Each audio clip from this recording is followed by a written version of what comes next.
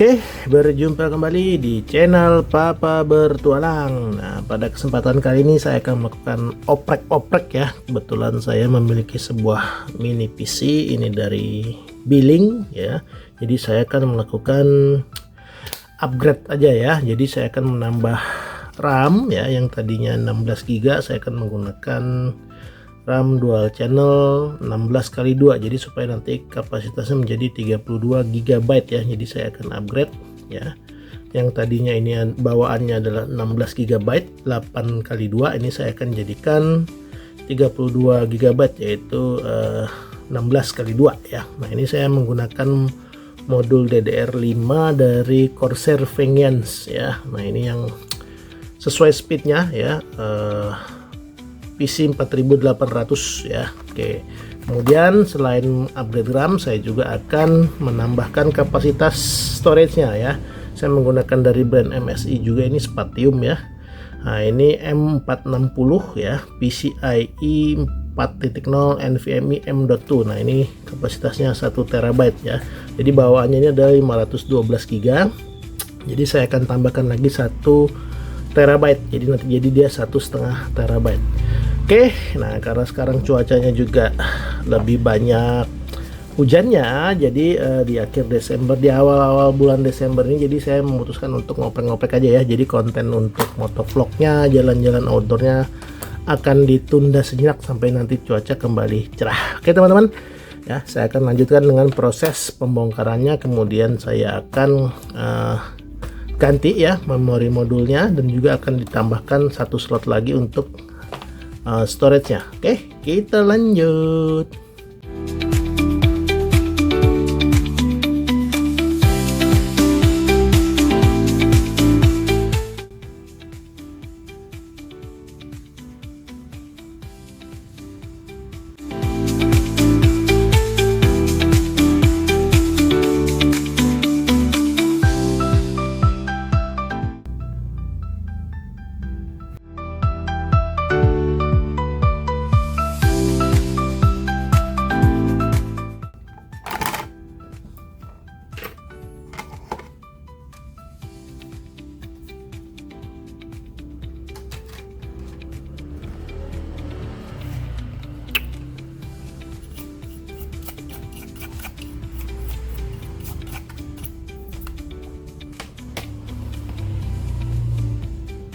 Nah, ini dia modul bawaannya ya. Ini dari Corsair ya, brand Corsair. Ini 8 GB nih teman-teman ya. Tuh DDR5 ya, DDR5 8 GB, speednya sama 4800. Oke, kita coba buka ini dulu ya. Bawaannya tuh dari brand Corsair, Crucial, salah sebut saya. Oke, ini kita taruh dulu di sini. Kemudian akses yang slot kedua.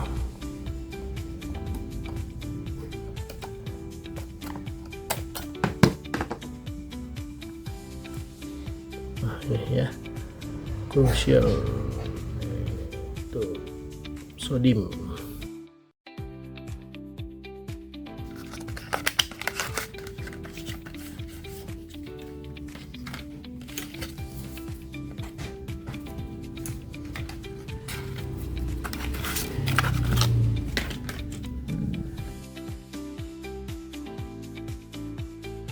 Tinggal begini ya, tinggal ditekan tuh. Kemudian ini yang berikutnya, yang kedua. Oke, saya taruh sini dulu nih ya, ini yang keping kedua. Oke, kita taruh di sini. Oke, dan tinggal ditekan.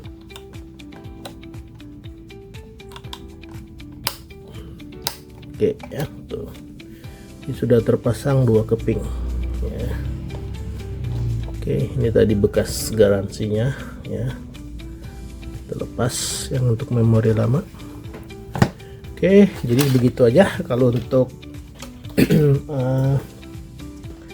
pemasangannya ya mudah kalau untuk masang RAM itu, jadi tidak perlu konfigurasi yang aneh-aneh, bisa langsung pakai.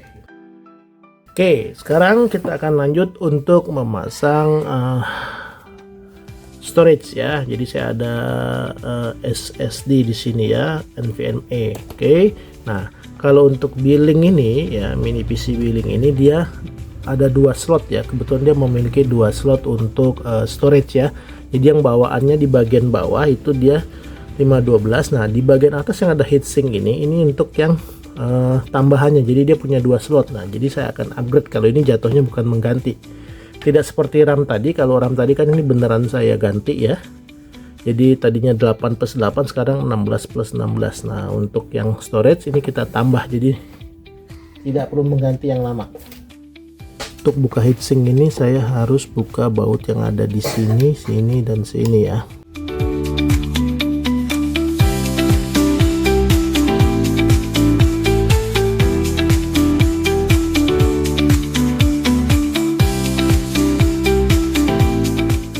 Nah, jadi ini adalah slot untuk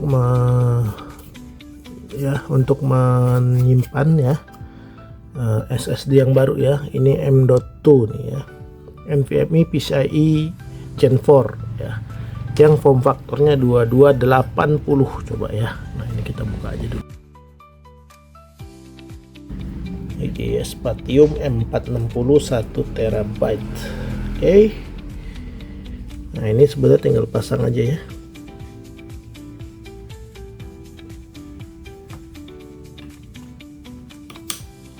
Oke. Tuh, dia sudah terpasang, nanti tinggal dikencangkan baut yang di sini bersama dengan heatsinknya. Nah, begini teman-teman. Tuh dia. Oke. Coba kita pasang kembali.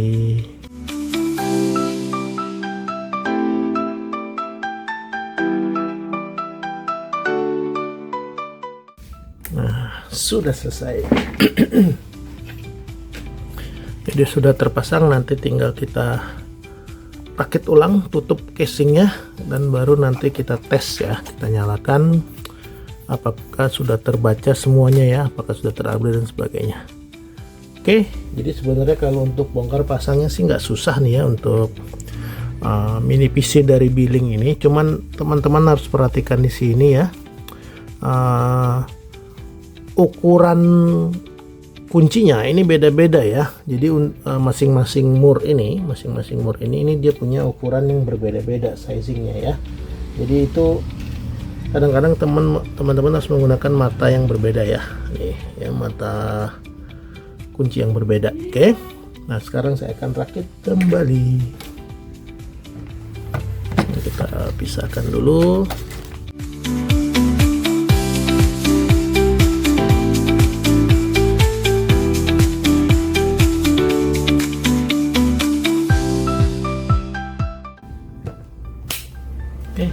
Clear.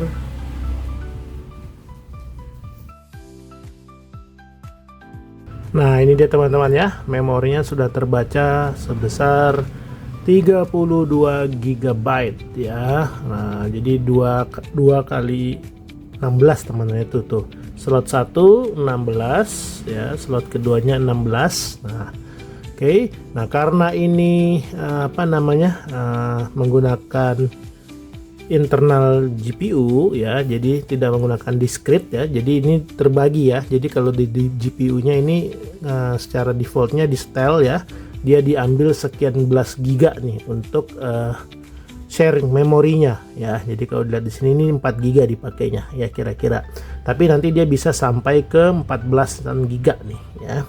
Nah, jadi makanya kalau di sini di RAM-nya jadi kebacanya sekitar 27,8 ya, atau 28. Nah, itu kemana yang empatnya itu nanti ke bawah untuk internalnya si GPU-nya. Karena ini saya menggunakan yang prosesornya dari AMD ya, ini menggunakan Ryzen 6600H ya. Nah, jadi untuk mini PC billing yang saya gunakan ini dia tidak menggunakan discrete atau external GPU. Nah, di sini sudah kebaca teman-teman ya. Nah, sementara kalau untuk disknya, nah di sini 932 ini disk yang 0 ya. Tadi kan saya sudah nambahkan ya. Jadi 1 tera itu terbacanya secara aktualnya di sini 932 giga ya. Kemana sisanya? Nah itu nanti teman-teman silahkan pelajari sendiri ya. Antara bit dengan byte itu beda ya. Begitu. Jadi ada selisih ya. 1 byte itu ada 8 bit. Nah selisih itulah yang menyebabkan angkanya tidak fix. Oke, kemudian disk yang bawaannya ini tetap ya 466 atau 512 sebenarnya kalau di secara di brosurnya. Tapi kalau realitanya adalah 466 GB. Nah, jadi secara total kapasitas sekarang sudah bertambah. Nah, sekarang saya coba akan lihat dari Explorer ya. Nah, kita lihat saja, kita buka di sini. Oke, kita lihat di sini. Nah, kita lihat di PC. Oke, ini belum terbaca nih 1 drive lagi ya. CD-nya coba saya ke sistem setting, kita lihat ke sistem, kita lihat ke storage. Oke, nah ini yang masih yang lama ya. Oke, coba saya back lagi, kita ke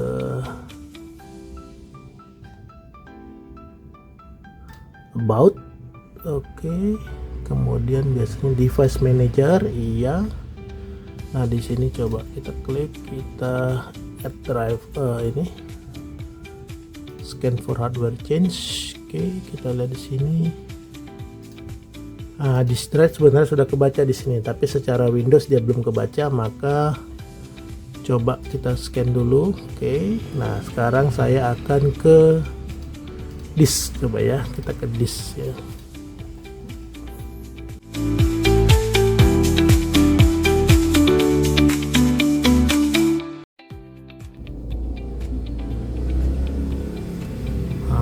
Ini ya, untuk yang MSI ini belum kebaca, yang tadi yang baru saya pasang. Coba kita initialize dulu.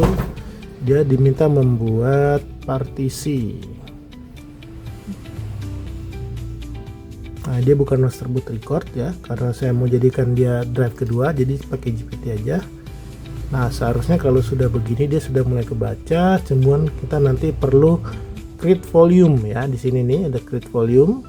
Oke, kita lihat propertinya dulu aja tuh ya, advanced disk properties. Oke, ini kebaca semua. Oke, saya back lagi. Nah ini kita create di CMSI nya create volume, create simple volume saja ya. Nah nanti kita beri nama D, ini saya ganti misalnya labelnya saya beri nama data. Jadi kan tadi sudah ada C ya, C, D, sistemnya NTFS, kita pakai full allocation. Advance ini nggak usah, kita format, maka seharusnya nanti di Explorer sudah muncul. Nah sekarang kita lihat ya, sini kita close. Oke, ini tadi biarin saya clean up dulu yang drive lama ya. Kita buka Explorer lagi. Nah kita lihat di sini. Nah sekarang sudah ada tuh teman-teman. Ini coba saya zoom dulu ya. Oke, kita lihatin di sini. Nah di sini sekarang sudah ada drive D, biarpun isinya masih kosong ya. Tadi kan nggak ada tuh, cuman ada C. Nah sekarang ada D. Kita lihat propertiesnya tuh ya, formatnya NTFS. Nah baru kepake sedikit ya. Oke. Nah jadi begitu ya teman-teman, sebenarnya sih mudah kalau upgrade bongkar begitu ya. Yang penting teman-teman berani mencoba nih ya. Ini RAM bawaannya mungkin nanti saya akan jual saja ya, yang 8x8 ini, yang 8x2 maksudnya ya. Nah ini akan saya lelang saja. Nanti teman-teman bisa cek ya linknya di marketplace ya, untuk jika teman-teman berminat dengan 2 keping SODIMM DDR5 4800 ya, 8 GB ini ya teman-teman ya. Silakan nanti kalau teman-teman berminat. Oke, nah jadi begitu. Jadi sudah sesuai yang saya harapkan. Sekarang saya punya backup data yang lumayan besar, 1 terabyte ya. Kemudian dari secara ini juga memorinya ya, sekarang sudah jauh lebih lega ya. Nah kenapa saya upgrade dari 16 ke 32, karena sebenarnya mini PC ini saya pakai juga untuk iseng-iseng lah ya, nostalgia main game. Nah di sini saya ada emulator PCSX nih ya di sini. Nah, ini ada emulator PCSX, jadi saya bisa main game PS2 dan sebagainya. Kemudian saya juga di sini kan gunakan mini PC ini juga untuk mengedit konten CapCut. Sebenarnya 16 GB udah cukup, cuman ya saya tambahkan saja supaya lebih lega lagi. Dan kalaupun nanti saya buka tab Chrome ya, browser Chrome, tab yang lebih banyak ya, nah ini akan lebih lega ya. Jadi memori 16 itu ya, jadi kerasa lebih pas lah ya kalau pakai 32, karena terakhir pakai 16 itu ya, karena tadi sebagian digunakan untuk VGA internalnya ya, GPU internalnya, maka mepet-mepet tuh ya. Jadi tinggal sisa sekitar 11-an saja giga sebelumnya ya. Jadi sebelumnya waktu masih makin 16 giga itu sisa GPU saya yang di sini ya, karena dipakai GPU sebanyak 4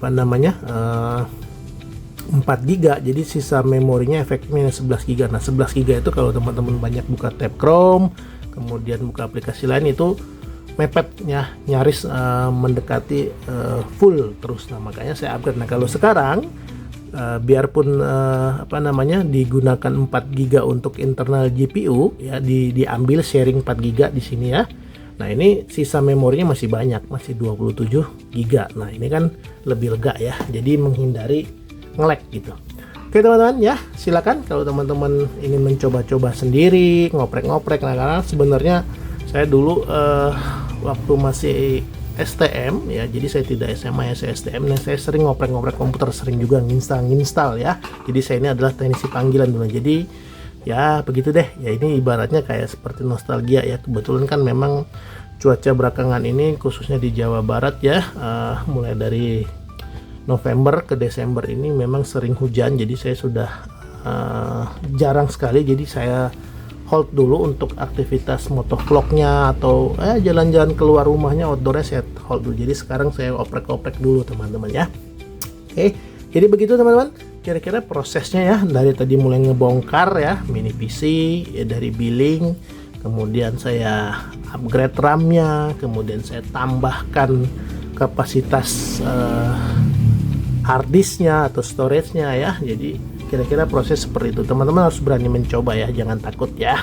Oke, kira-kira begitu konten oprek-oprek kali ini. Sampai bertemu di konten otak-atik dan ngoprek lainnya. Terima kasih. Wassalamualaikum warahmatullahi wabarakatuh. Keepers 22 feet are carefully lined with dry grass and straw to keep the entire colony warm throughout the winter. Alpine marmots live in family groups and share their burrows with other family members, creating a complex system to avoid predators and the biting cold.